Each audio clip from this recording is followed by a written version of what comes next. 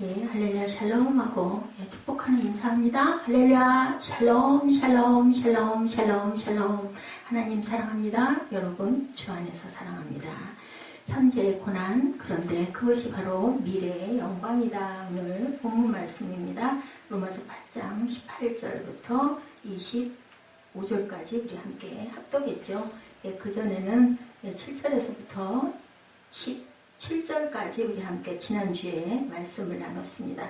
성령의 인도를 받은 사람들은 하나님의 자녀인 동시에 뭐라 하셔요? 상속자다라고 얘기하셨었죠. 그들은 장차 예수 그리스도의 영광에 참여할 것이다. 그렇기 때문에 오늘 고난을 너희들은 동참을 기꺼이 해라. 잘 참고 견디면 영광의 단계에 들어선다. 그것이 예수 그리스도가 이 땅에 오시는 그날 언제일지 모르죠. 그건 하나님의 권한에 속해 있는 거기 때문에, 아니면 우리 몸이 죽고 우리 영이 하나님의 나라로 돌아갈 때, 그래서 18절에 하나님의 고난과 미래의 영광에 대해서 나타나 있는데, 생각하건대 현재의 고난은 장차 우리에게 나타날 영광과 비교할 수 없도다. 여기서 생각하건대가 중요한 중점입니다.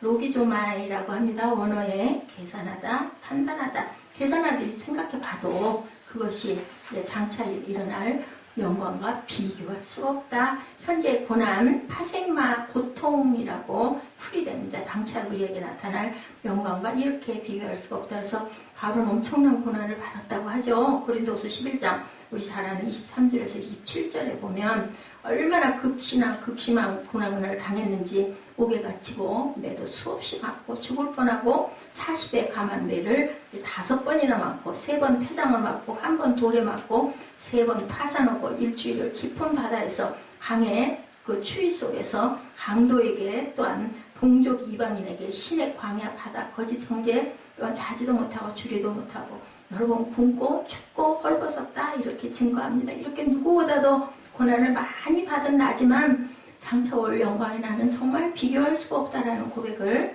오늘 말씀하고 있습니다. 천국은 좋은 곳인데 말로 표현할 길이 없다. 사도 요한은 천국의 좋음을 표현할 수 없어서 신부가 남편을 위해서 단장한 모습과 같다. 그렇죠. 생애 가장 아름다운 날이 결혼할 때 그 신부복을, 드레스를 입은 신부의 모습이라고 합니다. 더 이상 말할 필요가 없죠. 그렇게밖에 영광과 기쁨과 행복을 우리가 보고 아는 게 그것뿐이니까, 그게 가장 예쁜 모습이니까. 아니면 또 있을까요? 성령을 충만하게 받은 자매의 얼굴, 아주 정말 화장을 하지 않아도 뺨이 정말 달달하고 눈에는 약간의 물기가 감동으로, 그죠? 우리가 감격해서 기쁨의 눈물 흘렸을 때 눈이 초롱초롱하고 아주 눈빛이 아주 밝은 그런 모습과도 비교할 수 없겠다, 저는 그렇게 생각을 합니다. 그래서 우리는 보면 그런 얘기하죠. 어려서 고생은 젊어서 고생은 사서도 한다. 왜 그래요? 나중에 그것들이 다 밑거름이 돼서 우리가 어려운 날들이 있을 때 그것을 잘 견디고 갈 수 있기 때문에, 오늘 아침에 우리 함께 나눴지만 우리는 누구나 실패할 수 있다. 우리는 누구나 실수할 수 있다. 그런데 그것이 왜였는지를 우리가 잘 알아야 그것이 우리의 디딤돌이 된다고 오늘 말씀을 함께 나눴습니다. 그리스도를 위해서 생명을 포기하거나 그리고 가정과 친지를 포기해야 될 때도 있죠. 내 부모와 친자들을 다 포기해라 라는 말씀이 있습니다. 왜? 하나님의 길을 가는 사람들, 특별한 사람들은 그럴 수도 있다라는 거죠. 하나님의 영광을 드러내기 위해서는 다 그런 건 아닌데, 소수의 몇몇 사람들에게는 그것도 감당을 해야 된다. 강한 연단과 훈련이 그렇게 우리를 기다리고 있다. 그러나 우리가 잠시 세상에서 받은 고난은 장차 하늘에서 누리게 될 영광과는 이렇게 비교가 되지 않는다. 하늘에서 누리게 될 영광을 장차 엘루산의 영광이다라고 말씀하기도 합니다. 장차 나타날 영광은 예수님의 재림을 통해서 완성될 것이다. 아니면 우리가 성화됐을 때, 그죠? 우리가 누릴 영광을 나타날 영광이라고 하는데, 그 나타날 영광은 풀이를 한 것이 계시된 영광이라고 얘기합니다. 하나님은 자녀들을 위해서 예비해 놓은 영광이 숨겨져 있다. 그러나 정한 때가 되면 우리는 그걸 몰라요, 언제일지. 그래서 다미성교회는 몇 월 며칠 하고 하얀 옷을 입고 아무 일도 안 하고 모두 다 한데 모여서 계속 예배만 드렸다고 하죠. 근데 그 일은 일어나지가 않았습니다. 이것은 뭐 물론 좋은 감동일 수도 있겠지만 하나님은 언제 오세요? 우리가 열심히 자기 맡은 본분을 열심히 할 때 그렇게 오실 듯 합니다. 자, 여기서 피조물은 뭐라 그래요? 천사와 사람을 제외한 모든 피조물, 천사와 사람을 제외한 뭐 자연 만물을 얘기한다라는 거죠. 모든 피조물은 우리가 하나님의 영광에 참여할 것을 고대한다. 고대한다는 아포카라도키라고 합니다. 목을 길게 빼고 앞을 내다보고 있다라는 그러한 뜻을 갖고 있습니다. 피조물들은 성도의 영광의 날을 위해 목을 길게 빼고 기다리고 있다. 산도, 바다도, 꽃도, 그죠? 또 새도, 모든 가축들도 마찬가지죠. 사람과 그 천사를 뺀 나머지 모든 하나님께서 만드신 모든 피조물들, 하늘도, 해도, 달도 다 포함이 되겠죠. 예, 우리 모든 피조물들이 강한 기대감을 가지고 장차 하나님의 자녀들이 영광의 날을 간절히 기다리고 있는데 하나님의 영광을 위해 창조된 우리가 온전하게 하나님의 일을 하고 하나님이 보시기에 아름다운 삶을 살 때 그 피조물들도 어때요? 좋은 역할을 할 수 있는데 만약에 반대가 된다면 그 피조물들도 뭘로 쓰여요? 아주 더럽고 추한 일에 쓰이는 도구가 될 수밖에 없다. 정말 아프지 않아요? 그 생각을 하면 하나님이 얼마나 아름다움을 세상을 이렇게 이처럼 아름답게 만드셨는데 우리가 온전하게 살아있는 생명을 전하지 못하면 피조물들도 거기에 흡수될 수밖에 없다라는 거죠. 예, 그래서 피조물들이 하나님의 자녀의 영광을 고대하는 이유가 20절에 나타나 있죠. 우리 본문 20절에 뭐라고 말씀했는지 우리 함께 볼까요? 피조물이 허무한데 굴복하는 것은 자기 뜻이 아니요 오직 굴복하게 하시는 이로 말미암음이라. 누가 굴복하게 하셨어요? 하나님께서 피조물들은 우리 보고 저희들 사람들 보고 다스리라고 이름을 지으라고 아담에게 얘기한 것처럼 예, 그런 거죠. 그날이 와야 피조물들도 어떠한 죄의 영향력에서 벗어날 수가 있다. 죄인된 우리들이 잘못 다스려가면 그 피조물들도 죄의 도구가 된다. 예, 그런 거죠. 인간이 죄를 지으면 그 피조물들 역시도 예, 영향을 받게 된다라는 거죠. 인간이 허무한 일을 행할 때 피조물들은 허무한 일을 위해서 사용이 된다. 여기서 허무하다라는 뜻, 마타이오데티, 이거는 헛것, 쓸데없는 것, 제 역할을 하지 못한다는 의미를 갖고 있습니다. 아담이 그랬죠? 사단의 유혹에 빠져가지고 쫓아내버려야 할 것을 쫓아갔습니다. 이로 인해서 하나님의 영광을 나타내지 못하고 피조물들도 허무한 인간의 지배를 받아서 허무한 일에 사용되게 됐다. 그러니 사람이 얼마나 중차대한 그저 책임이 있는 반면에 얼마나 중차대한 아주 사명을 갖고 있는가. 자연 만물도 그죠? 하나님의 귀하게 지은 자연 만물도 이렇게 선으로 사용돼야 할 건데 인간이 죄를 지어서 타락하면 어때요? 자동차, 매연, 가스, 연기 때문에 뭐 그냥 자연이 엄청난 회파를 당하죠. 우리가 쓰고 있는 뭐 모든 세제들이 그죠? 그런 것처럼 우리는 정말 하나님의 마음을 읽고 그것을 잘 유지하고 잘 지니고 가도록 뭐 그 얘기하죠. 그린 크리스찬들이 되어야 되겠다. 인간의 욕망이나 탐욕을 채우다가 사라지는 허무한 피조물들, 자연 만물이 돼서는 안 되겠다는 것도 우리가 깊이 생각할 줄 알아야 된다. 21, 2절이죠. 그 말하는 것은 피조물도 썩어짐의 종로로 탄데서 해방되어 하나님의 자녀들의 영광을 자유에 이르는 것이니라. 피조물이 다 이제까지 함께 탄식하며 함께 고통을 겪고 있는 것은 우리가 아느니라. 썩어짐 뭐라 그래요? 예, 푸스라스라고 합니다. 부패하고 썩었다라는 의미를 갖고 있습니다. 그래서 바울은 현재 모든 피조물들이 인간의 죄로 인하여 부패한 고깃 조각처럼 쓸모없게 되었다라고 한탄을 하죠. 그래서 모든 피조물은 자신이 헛된 일에 사용되지 않고 하나님의 영광을 위해 사용되기를 원한다. 그러므로 그들은 하나님의 자녀들이 영광에 이르는 날을 목을 빼고 학수고대하고 있다. 어떤 소나무 얘기 우리 알잖아요. 예, 나는 정말 하나님의 귀한 도구가 되고 싶은데 나는 이 산에, 이 높은 산에 있는 쓸모없는 소나무다 했는데 결국 어떻게 됐어요? 말구유를 만드는 귀한 그죠? 그릇으로 사용이 되는 것. 아무도 몰라요. 하나님의 역사는 우리들이 볼 때는 별 볼 일 없어 보이는데 그것이 정말 귀한 그릇이 될 수도 있다라는 거죠. 인간이 버린 쓰레기로 지구는 신음하고 있습니다. 인간이 타고 다니는 자동차로 지구는 온난화를 일으키고 인간이 뽑아쓴 물과 석유로 인해서 지구는 자꾸만 굉장한 지각도 푹 꺼지고 그죠? 큰 블랙홀도 만들고 있고 그러한 모든 현상과 지진을 일으키고 있는데 이러한 일은 정말 너무나 많다. 우리는 그렇기 때문에 환경을 잘 갖고 가야 된다.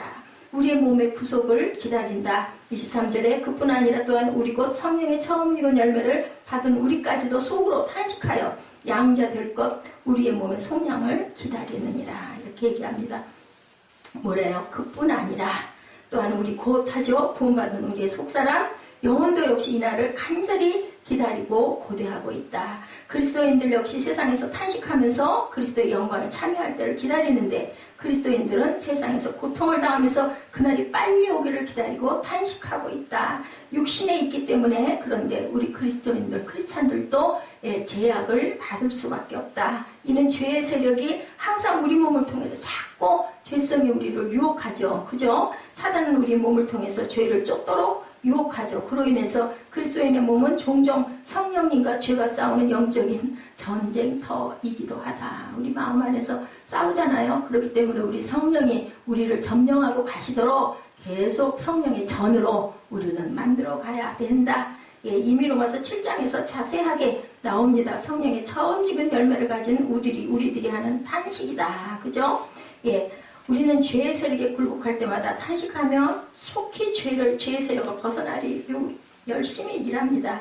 어떤 사람은 재림 날짜를 알기 위해서 몰두하기도 하죠. 그날을 기다리는 동시에 우리에게 맡겨준 일들을 열심히 해야 하는 것이 우리가 착하고 충성된 종이라는 것을 우리 찬송하라. 여호와의 종들아 아까 우리 찬양을 했습니다. 그것을 우리가 알아야 된다. 24절에 우리가 소망으로 구원을 얻었음에 보이는 소망이 아니니 보는 것을 누가 바라리요. 소망으로 구원을 받았다는 소망하면 구원받는다는 말이 아니고 믿음을 통해서 구원받기 때문인데 우리의 구원에 소망이 필요하다는 의미죠. 소망이 있으면 어떻게 해요? 열심히 그 소망을 향해서 목적을 가지고 달려가기 때문에 우리는 반드시 소망이 필요하다. 아브라함은 믿음으로 의롭다함을 받았어요. 근데 약속을 받았을 때 아직 아들을 낳지 못하죠. 몇 년이나 걸려요? 25년 동안. 그것을 온전하게 참음으로 기다리지 못하고 그만 종들에게서 자녀들을 보게 되죠. 그래서 지금도 이스라엘과 모압과의 전쟁이 계속 끊이질 않고 있다. 하나님은 아셨겠죠. 그것도 그죠? 우리의 구원은 과거와 현재와 미래적인 요소를 모두 다 포함하고 있다는 것을 알아야 된다. 현재 죄의 지배를 거부하면서 성령을 쫓아서 그리스도를 닮아가는 삶을 살아가야 되는 거 뭐예요? 성화되어 가야 된다. 우리는 지금 이 땅에 하나님 뜻이 이루어지도록 뭐 해야 할 때? 기도할 때다. 그리고 우리의 구원은 결국 언제? 미래에 주님 오실 날 아니면 우리가 하나님께 먼저 가게 되는 그날 그죠? 이루어져야 되는데 온전한 성화를 이루어서 갈 때 뭐가 돼요? 영화의 몸이 된다라고 합니다. 25절에 만일 우리가 보지 못하는 것을 바라면 뭘로? 참음으로 기다릴지니라. 구원은 미래에 완성되기 때문에 소망과 함께 인내가 필요하다. 그래서 25년이라는 세월, 아브라함의 그 세월 속에 있는 그 많은 혼돈, 그 많은 갈등, 그죠? 그 많은 어려움, 그 많은 막 그냥 이 길로 갈까 저 길로 갈까 헤맸던 그 모든 거. 그런데도 아브라함은 믿음의 조상이다 일컬어집니다. 우리 인생이 아브라함만 해도 하나님께 칭찬을 받겠죠. 하나님의 나라가 임할 수 있다라는 겁니다. 그래서 우리는 자녀됨의 특권을 누려야 한다. 지난주 로마서 8장 15, 16절 통해서 성령은 우리가 예수님을 믿게 하는 역할도 하지만 예수님을 믿게 되는 우리들을 하나님의 자녀게 되게 하는 역할도 한다고 우리가 함께 은혜를 나눴습니다. 성령님을 가르쳐서 뭐라고 그랬다고요? 양자의 영이라고 했다는 거죠. 양자의 영을 받으면 무서워하는 종의 영을 받지 않게 된다. 내가 예수님을 믿음으로 하나님의 자녀가 되었지만 그 자녀가 되게 하는 실제적인 과정은 누가 하셔요? 성령께서 하신다. 이것은 우리 아이를 잉태하죠. 그것과 똑같다. 생명이 내 안에 잉태된 거죠. 성령께서 내 안에 거합니다. 그러나 그 잉태된 생명은 해산할 때까지의 과정이 분명히 필요하고 해산할 때 진통을 통해서 우리 몸은 갈기갈기 찢어지죠. 그리고 뭐와 함께 피와 물과 피로 아이가 납니다. 어느 날 제가 이거하고 전혀 관계없는 말씀을 묵상하고 있는데 아이의 출산에 대한 생각이 번뜩 나더라고요. 맞아. 우리가 피를 쏟지. 그죠? 생명이 나아질 때는 그런 마음이 들더라고요. 우리 그 여인들은 그래서 그 수고의 그 고통을 통해서 우리가 하나님을 깨닫고 알고 느끼면 그래서 아마 여자 성도들이 많은 것 같습니다. 예수님을 믿음으로 우리는 구원을 받지만 예수님을 믿게 되는 과정, 믿고 나서 우리가 그리스도인으로 살 수 있도록 만들어 가는 과정은 누가 하신다? 성령께서 하신다라는 것을 알아야 된다. 내가 하는 게 아니죠. 그래서 우리가 성령 충만하라고 그러죠. 성령 충만하면 모든 고난도, 모든 아픔도, 또한 모든 슬픔도 다 극복하고 이겨나갈 수 있고 내 자존이 불뚝 씁니다. 그럴 때는 보면 나는 쓸모없어. 아유 이래갖고 내가 뭐래. 그러다가도 그냥 은혜를 받고 성령 충만하면 의기가 막 솟죠. 아우 나는 할 수 있어. 하나님께서 나와 함께 하셔마 이런 마음이 듭니다. 베드로전서 2장 9절 10절이죠. 오직 너희는 택하신 족속이요 왕같은 제사장들이요 거룩한 나라요 그의 소유가 된 백성이에요. 거룩한 나라래요. 예, 하물며 그죠? 예, 택하신 족속이래요. 그리고 왕같은 제사장이래요. 얼마나 영화로운 존재인지요. 그죠? 이는 너희를 어두운 데서 불러내어 그의 기이한 빛에 들어가 계신 자의 아름다운 덕을 선포하게 하려 함이라. 우리가 아니라 하나님의 영광을 드러내게 하려는 거죠. 그래서 이제는 하나님의 백성이고 전에는 긍휼을 얻지 못하였더니 이제는 긍휼도 얻은 자다. 긍휼이 뭐예요? 긍휼이 불쌍히 여겨주시는 거죠. 너무 안 됐어. 예, 저희들 그 마음이 좀 저는 좀 부족한 것 같아요. 예수 믿지 않은 사람은 어이구 불쌍해서 저걸 어떻게든지 구원해야 할 텐데 그러기 때문에 그냥 별짓을 다 하죠. 예수 안으로 하나님 안으로 이끌어 내려오고 이런 긍휼의 마음이 있어야 된다. 우리는 누구의 소유물? 하나님의 소유물이다. 아무리 착하고 훌륭한 사람이라도 자기 자녀가 아니면 예, 절대로 투자하지 않습니다. 하나님께서는 자신의 자녀들에게 투자하죠. 때로는 회초리로, 때로는 선물로, 때로는 뭔가를 보여줌으로, 때로는 은혜를 끼침으로, 때로는 말씀으로, 때로는 찬양으로. 예, 잘 돌보려고 예, 내 자식 아닌 경우에는 안 하죠. 자기 자식이면 못났어도 그죠? 어떻게만 잘만 건강하게만 무럭무럭 잘 자라다고 이렇게 합니다. 하나님의 마음도 그렇다. 예, 하나님의 자녀로 하나님께서 우리를 불러주셨는데 그 특권과 영광을 소유하게 해주시겠다라고 고난과 영광에 대해서 오늘 말씀하신 거예요. 하나님의 자녀가 되었다고 하는 이 특권은 동시에 또 뭣도 고난도 받게 될 것이다. 고난 정말 싫은데 그죠? 고난은 정말 고달픈데 근데 세상이 고난의 가시밭길이라고 합니다.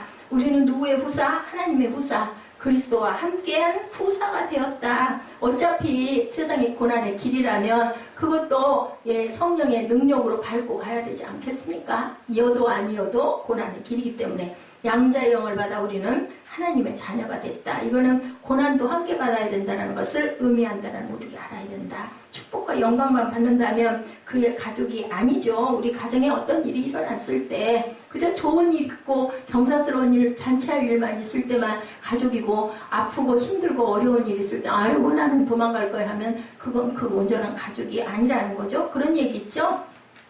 좋은 일은 남들 있을 때 좋은 일, 나쁜 일 있을 때는 가족밖에 없다라는 얘기가 있습니다. 로마서 8장 17절이죠. 자녀이면 또한 후사 곧 하나님의 후사요 그리스도와 함께한 후사다. 그죠? 그와 함께 영광을 받기 위하여 고난도 함께 받아야 될 것이다.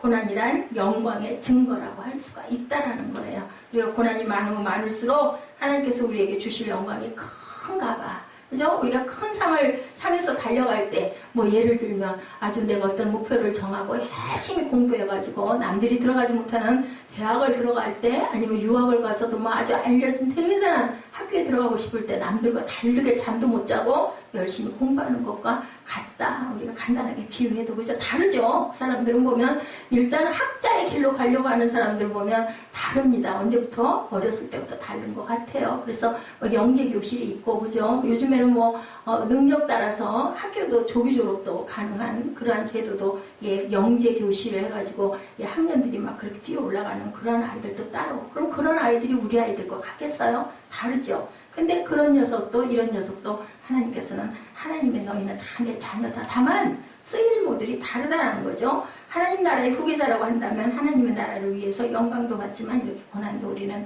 함께 받아야 된다. 온전한 부부들은 어때요?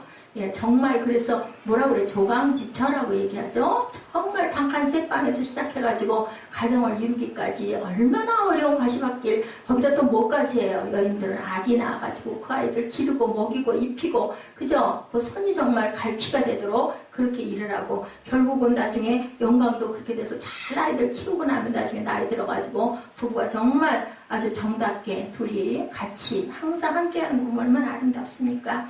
하나님 나라에 있어서도 마찬가지다. 영광도 같이 나누지만 고난도 함께 나눈다. 18절에 생각컨대 현재의 고난은 장차 우리에게 나타날 영광과 좋게 비교할 수 없도다. 우리가 겪는 고난을 잉크 한 방울이라고 말한다면 앞으로 받을 영광은 태평양과 같다라고 우리가 생각을 해보자. 따라서 구원받은 모든 그리스도인들은 고난을 절대로 두려워하지 않는다. 뭐를 받았을수록 하나님 은혜를 충만하게 받은 자일수록 그런 고난쯤이야 내 영광, 이것은 정말 확실해. 눈에 보이지 않는 믿음이라고 하죠. 이 세상에서 예수님을 믿기 때문에 모두 다들 고난을 세상에 감당치 못할 그러한 일들을 겪고도 씩씩하게 십자가들을 지고 씩씩하게 굴욕을 당하고 돌을 맞고 그죠? 그 많은 그저 비방을 받아도 웃으면서 갈 수가 있었다.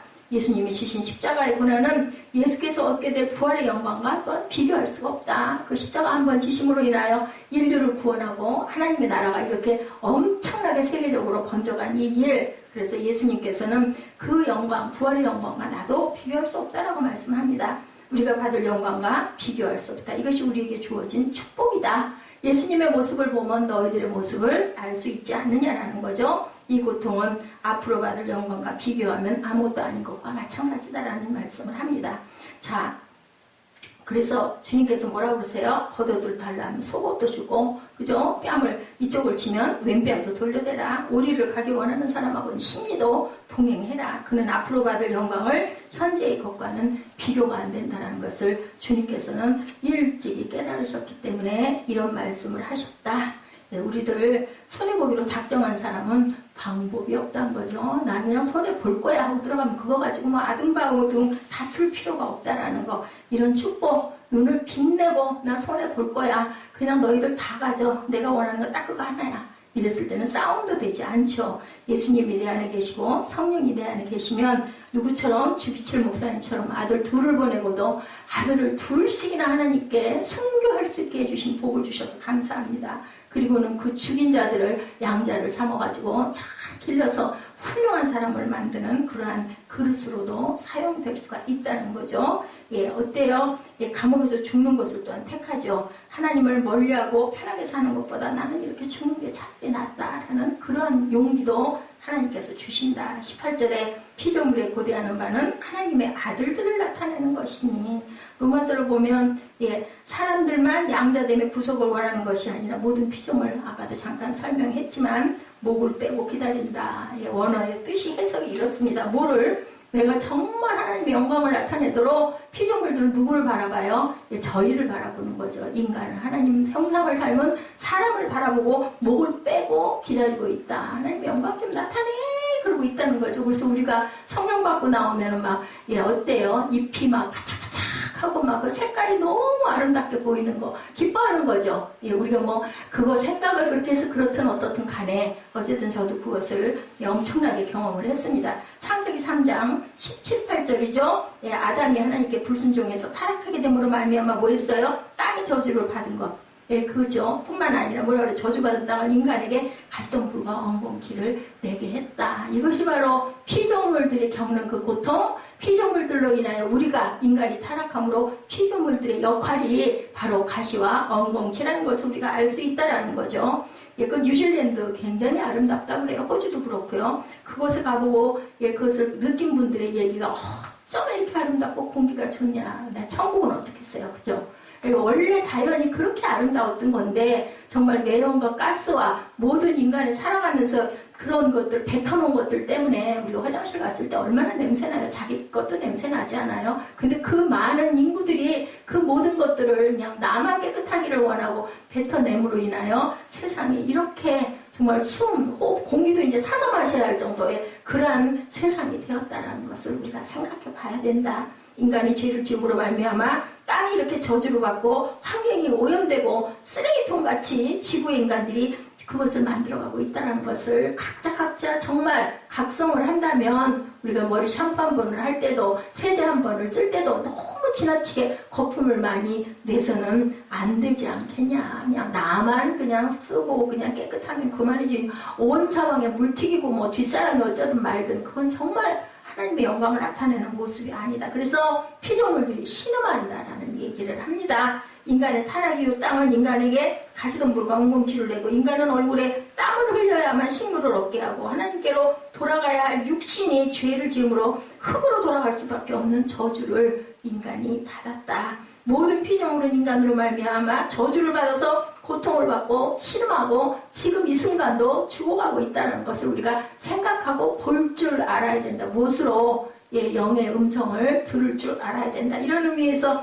환경운동도 그린 크리스찬도 기독교인들의 몫이다. 왜냐하면 세상을 하나님이 창조하셨으니까. 그렇지 않겠어요? 나만 구원받으면 돼요? 내 형제자매 왜 그래서 구원받고 내 형제를 사랑하라고 하셨겠느냐는 거죠. 그럼 피조물 또한 우리가 다스려야 할 것이니 그것도 우리가 잘 관리하고 아름답게 잘 길러가야 되는 것이 우리의 책임이다.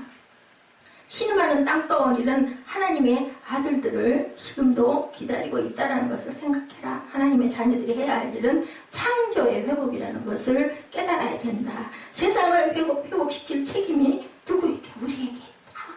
20절입니다. 피조물이 허무한데 굴복하는 것은 자기 뜻이 아니고 오직 굴복해 하시니로 말미암음이라. 어떻게 보면 피조물들은 너무 불쌍한 것 같아요.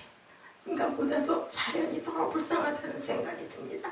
이 피조물들이 이 허무한 곳에 굴복할 수밖에 없는 그의 처지가 된 것, 그것을 할 수 있는 주인이 누군데 하나님 대신 우리에게 위임하셨기 때문에 우리가 그것을 잘 다스리고 생명으로 살려가야 되는데 우리는 그것을 등한히 하고 나만 잘 먹고 잘 살고 그 다음에 누구예요? 내 눈에 보이는 내 새끼들, 그것만 생각을 한다는 거죠. 아무 상관 안 한다는 거. 인간이 죄를 지음으로 말미암아 이렇게 된 거죠. 환경 오염의 주범은 인간의 죄고 탐욕이 죄라는 것을 우리가 알아야 된다. 그래서 우리는 지구를 구하고 환경을 구할 수 있는 유일한 길은 회개하고 하나님께 돌아오는 것. 그러면 그나마라도 가슴이 아프기라도 하고 눈물이라도 나고 자연을 바라볼 때마다 아름다운 것을 바라보며 하나님을 찬양할 수 있지 않겠는가. 그래서 환경 살리기 운동이 정말 우리가 하나님의 영으로 회복되는 우리들이 해야 할 그러한 사명이라는 거. 21절에 그 바라는 것은 피조물도 썩어짐의 종로로 한 데서 해방돼서 하나님의 자녀들의 영광의 자유에 이르는 것이니라. 그 모든 것들을 살리는 것이 바로 우리가 하나님의 영이 온전하게 거할 때다. 예수를 믿으면 누구에게 생기는 현상? 하늘이 아까도 말씀드린 것처럼 그렇게 아름답고 맑게 보일 수가 없고 밤하늘에 있는 별들도 어떻게 그렇게 쏟아지는 보석같이 보일 수밖에 없고 햇빛도 물의 반짝이는 반짝이도 아름답게 보입니다. 꽃도 노래하는 것 같죠. 바람에 날리는 말이 없는 꽃도 새들이 지저귀고 지나가는 것도 아름다운 노래로 들려요. 왜 그럴까요? 하나님의 영에 감동되면 누구를 닮아서 하나님을 닮는 거죠. 그 순간만이라도 좀 이따 우리는 또 세상 속에 빠져가지고 막 아둥바둥 똑같은 원리 속에 돌아갈 수밖에 없지만 하나님의 영을 자주자주 충만하게 받으면 그런 마음들이 죽지 않고 자꾸 자라가지 않겠어요? 그래서 우리는 늘 성령으로 무장하고 성령 충만해야 할 줄로 믿습니다. 전도를 그래서 고통당하는 사람이 불쌍해서 내 이웃부터 구하려고 하죠. 세상에서는 훌륭하고 자기를 자랑하는 것처럼 보이지만 어때요? 한 영혼이 정말 하나님 없이 아주 엄청 뭔가 성공을 하는 그런 자들이라도 만약에 하나님을 모른다면 그 영혼은 정말 외롭고 고독하고 탄식하고 신음하며 마지막에는 죽어서 한 줌의 흙밖에 될 수가 없다는 걸 우리가 생각해야 된다. 그렇다면 우리랑 관계없는 멀리 있는 사람이 아니라 내게 관계 있는 가까이 있는 사람을 정말 안타까워할 줄 알아야 된다. 그래서 내 주변에 있는 형제자매부터 구원의 길로 인도해야 된다.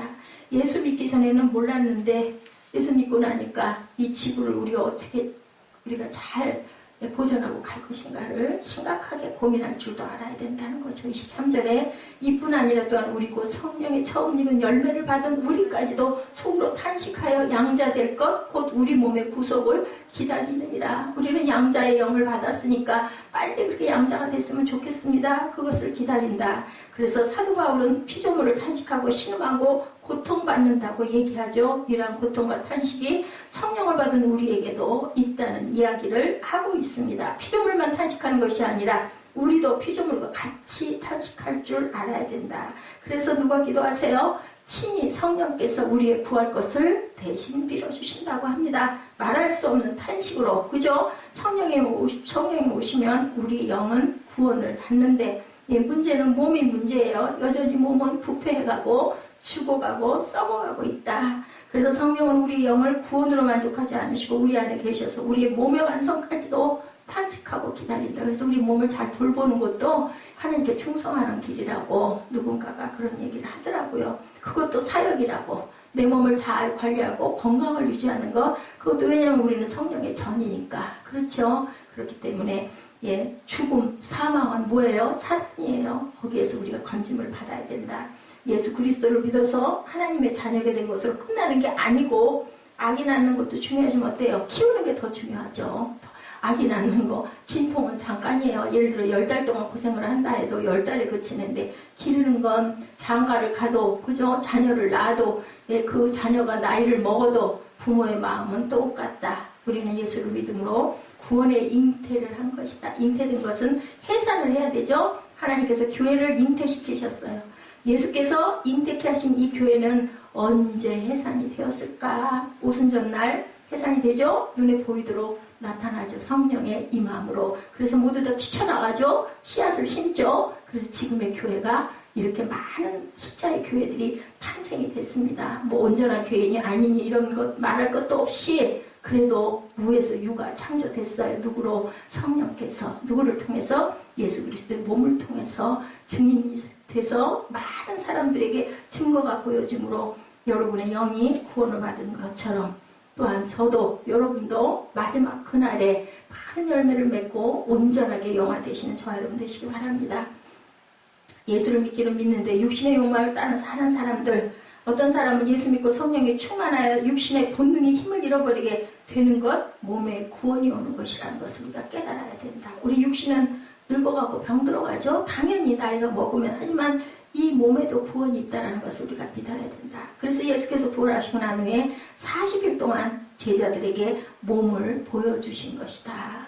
우리가 죽고 나면 헌 몸은 땅에 들어가지만 구원받은 성도들은 우리 몸이 변형된 몸으로 몸체 하늘에 속한다라고 그렇게 말씀합니다. 이 몸을 예수께서 친히 우리에게 보여주신 거예요. 돌아가시고 나서도 천국에 가면 우리도 이러한 몸을 갖게 될 줄로 믿습니다. 그러나 우리가 죽기까지는 이 몸을 가지고 있어야 되고, 육신의 몸을 가지고 있는 우리들 안에서 누가 성령께서는 말할 수 없는 탄식으로 우리 육신까지 구원하기를 원하고 오늘도 기도하고 계신다. 문득 제게 얼른 갔으면 좋겠어. 그냥 귀찮아. 모든 게 다 귀찮아. 할 때 하나님께서 너 네 사명 다 안 하고 먼저 가면 그 죄야. 너 천국 못 가. 이러한 어떤 그 음성을 주시는 것, 이런 감동을 주시는 것, 아무 이유도 없이 뭘 제가 봐서도 아니고 그런 마음이 오는 거 누가 주셨을까요? 성령께서 주시는 거죠. 워낙이나 돌보지를 않고 있으니까. 그래서 성령은 어디에? 우리 안에 말할 수 없는 탄식으로 오늘도 영뿐만 아니라 내 욕을 위해서도 기도하고 계신다. 저와 여러분을 도우시려고 성령께서 육신적으로 건강하면서 성령의 도구로 변할 수 있는 저희들이 되라고 오늘도 말할 수 없는 탄식으로 기도하고 계신다. 영이 구원받은 것처럼 우리의 육신도 구원받는 축복이 저와 여러분에게 있으시기를 주님의 이름으로 축복합니다.